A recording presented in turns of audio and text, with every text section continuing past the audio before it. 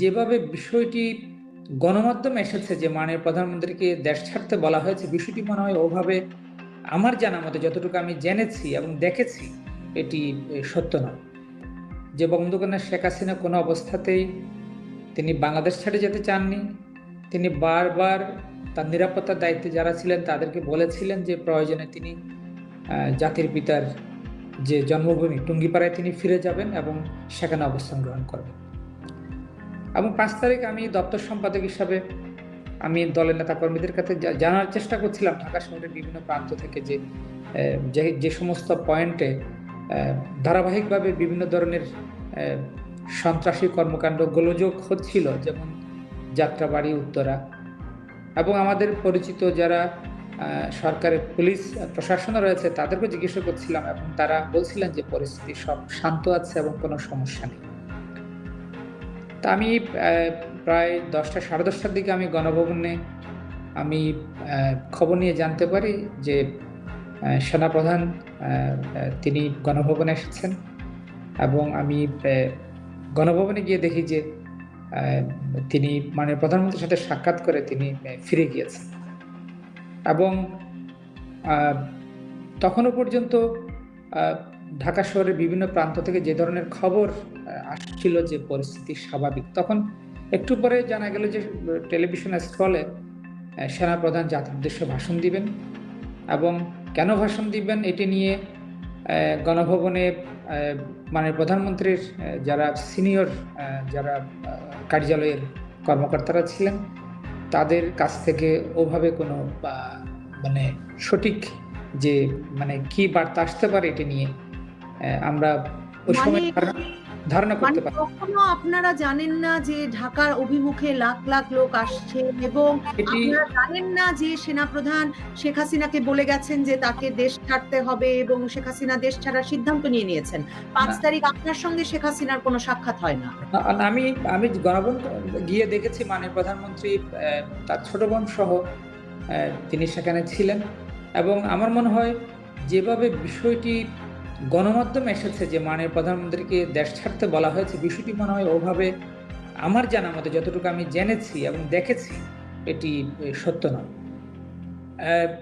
11টার দিকে আমরা জানতে পারি যে ঢাকার উত্তরা থেকে যে একটি উচ্ছৃঙ্খল জনতার একটি যে মব কিংবা মিছিল বলেন তারা এগিয়ে আসছিল, এবং বিনা বাধায় তারা ঢাকা এয়ারপোর্ট এবং রেডিসন ব্লু যে হোটেল সংলগ্ন রাস্তা অতিক্রম করে আসছিল। সেটি গণভবনে মাননীয় প্রধানমন্ত্রীর নিরাপত্তায় যারা ছিলেন তাদেরকে বিচলিত করে, এবং মাননীয় প্রধানমন্ত্রী তখন আমি যতটুকু জানতে পেরেছিলাম যে সেনাপ্রধান আসার পূর্বে তিনি বঙ্গভবনে যাওয়ার প্রস্তুতি নিচ্ছিলেন, এবং সেনাপ্রধানের সাথে দীর্ঘ 1 ঘন্টার বৈঠকের কারণে বঙ্গভবনে মহামান্য রাষ্ট্রপতির কাছে যাওয়ার যে সেটি ডিলে হয়, এবং এই সময় জাতির উদ্দেশ্যে একটি ওনার বক্তব্য রেকর্ড করার জন্য সেখানে মিডিয়া টিমও উপস্থিত ছিল। এর মধ্যে মাননীয় প্রধানমন্ত্রীর নিরাপত্তার দায়িত্বে যারা ছিলেন তারা বলছিলেন যে গণভবনের দিকে বিভিন্ন প্রান্ত থেকে যে উচ্ছৃঙ্খল জনতা আসছে এবং বিনা বাধা এগিয়ে আসছে, মাননীয় প্রধানমন্ত্রীর নিরাপত্তার জন্য মাননীয় প্রধানমন্ত্রীকে গণভবন থেকে সরিয়ে নিরাপদ জায়গায় নিতে হবে, এই ধরনের একটা আলোচনা আমি শুনছিলাম। এবং মাননীয় প্রধানমন্ত্রী এবং তার ছোট বোনকে নিয়ে তিনি অজু করে তিনি গণভবনে অবস্থান করবেন, এই ধরনের একটি দৃঢ় তিনি সংকল্প নিয়েছিলেন। তিনি গণভবন থেকেই এবং পরিস্থিতি যা হয় সেটি মোকাবেলার জন্য তিনি প্রস্তুতি নিয়ে রেখেছিলেন। তিনি কোনো অবস্থাতেই বঙ্গবন্ধু শেখ হাসিনা মাননীয় প্রধানমন্ত্রী গণভবন স্বেচ্ছায় তিনি ছেড়ে যেতে চাননি, এবং শেষ দিকে মাননীয় প্রধানমন্ত্রীকে নিরাপত্তার দায়িত্বে যারা ছিলেন তারা অনেকটা বিনয় করে বারবার অনুরোধ করে তাকে রাজি করেন। এর মধ্যে গণভবনে উপস্থিত যত সিভিলিয়ান ছিল,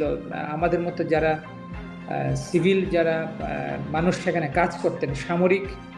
বাহিনীর সদস্যরা ছাড়া তাদেরকে আলাদা করে রাখা হয়, এবং এক পর্যায়ে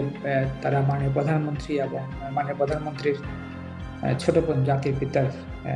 কনিষ্ঠ কন্যা, তাদেরকে গণভবন থেকে পূর্ণ নিরাপত্তা দিয়ে সেখান থেকে নিয়ে যাওয়া হয়। যখন আমরা জানতে পারলাম যে নিয়ে যাওয়া হচ্ছে, আমাদেরকে ধারণা দেওয়া হয়েছিল যে বঙ্গবন্ধুর 2 কন্যাকে গণভবন থেকে নিয়ে গিয়ে ঢাকা ক্যান্টনমেন্টে কোনো নিরাপদ জায়গায় রাখা হবে, এবং আমরা সেই গাড়িবহর অনুসরণ করে যখন আমরা পুরাতন যে নির্বাচন কমিশনের যে অফিস ছিল শেরেবাংলা নগরে, সেখানে আসার পরে সেখানে আমরা জানতে পারি এবং দেখা যায় যে সেই মব, যে উশৃঙ্খল জনতার একটি অংশ খুব কাছাকাছি চলে আসছে। এই অবস্থায় নিরাপত্তা বাহিনীর সদস্যরা বঙ্গকন্যা শেখ হাসিনা এবং শেখ রেহানাকে সেখান থেকে নিয়ে নিরাপদে হেলিকপ্টারে এয়ারপোর্টে নিয়ে যান। এবং তখনও আমাদের কাছে যতটুকু তথ্য ছিল যে বঙ্গবন্ধু শেখ হাসিনা কোনো অবস্থাতেই তিনি বাংলাদেশ ছেড়ে যেতে চাননি। তিনি বারবার তার নিরাপত্তার দায়িত্বে যারা ছিলেন তাদেরকে বলেছিলেন যে প্রয়োজনে তিনি জাতির পিতার যে জন্মভূমি টুঙ্গিপাড়ায় তিনি ফিরে যাবেন এবং সেখানে অবস্থান গ্রহণ করবেন।